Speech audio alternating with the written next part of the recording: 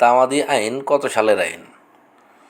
1909, 1860, 1877, 1908।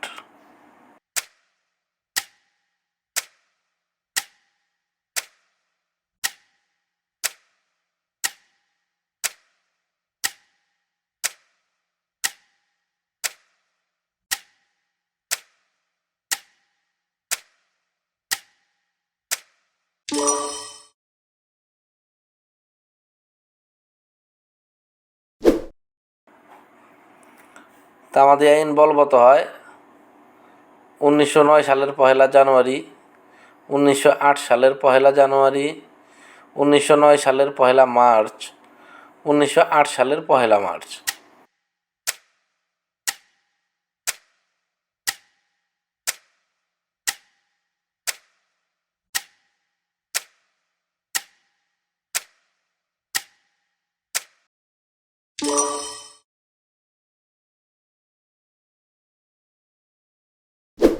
তামাদির মেয়াদ শেষ হলে মোকদ্দমা ড্যাশ হবে, খারিজ হবে, চলবে, স্থগিত হবে, কোনোটিই নয়।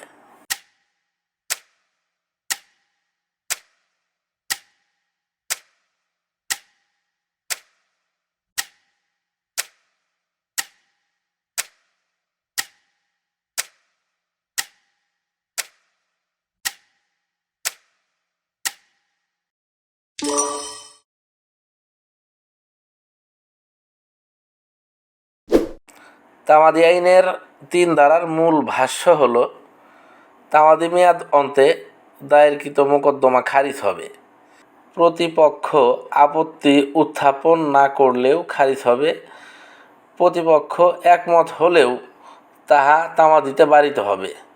উপরের সবগুলোই সঠিক।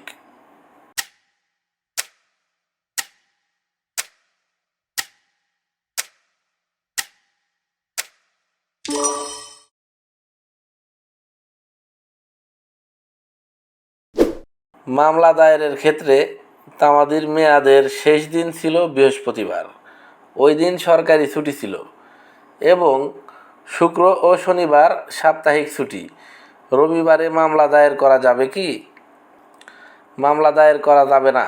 মামলা দায়ের করা যাবে, আদালত অনুমতি না দিলে দায়ের করা যাবে না। উপরের কোনোটিই সঠিক নয়।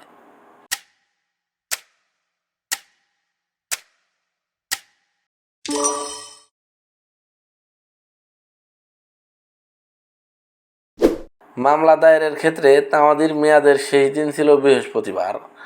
ওই দিন সরকারি ছুটি ছিল এবং শুক্র ও শনিবার সাপ্তাহিক ছুটি।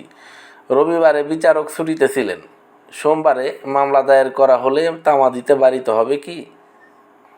তামাদিতে বারিত হবে না। তামাদিতে বারিত হবে। বিচারক ছুটিতে ছিল বিদায় বারিত হবে না। ক ও গ উভয় সঠিক।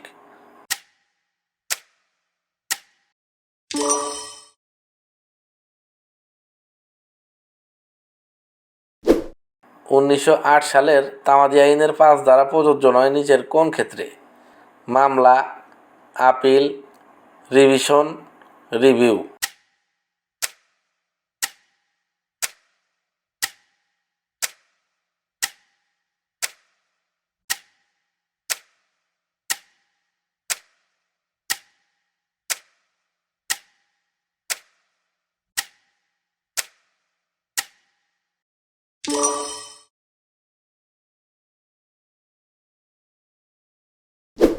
তামাদি আইনের 5 ধারা প্রযোজ্য নিচের কোন ক্ষেত্রে?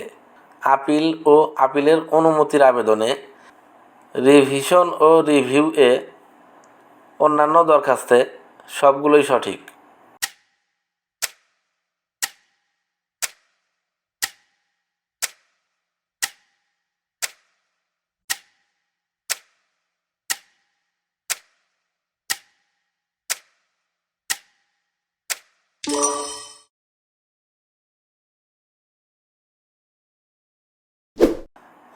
তামাদি আইনের 5 ধারা অনুযায়ী আদালতের সন্তুষ্টির ক্ষেত্রে যথেষ্ট কারণ বলে বিবেচিত হতে পারে নিচের কোনটি? হাইকোর্টের কোনো আদেশ দ্বারা বিভ্রান্ত হয়ে গণনা ভুল, উকিলের ভুল, অসুস্থতা, হাদতবাস বা দেশের বাহিরে থাকা, সবগুলোই সঠিক।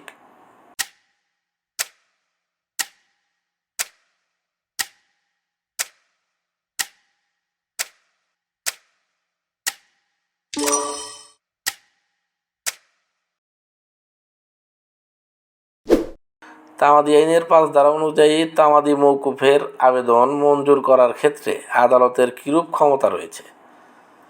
আদালত মঞ্জুর করতে বাধ্য, ক্ষেত্র বিশেষে বাধ্য, বিবেচনামূলক ক্ষমতা, কোনোটিই সঠিক নয়।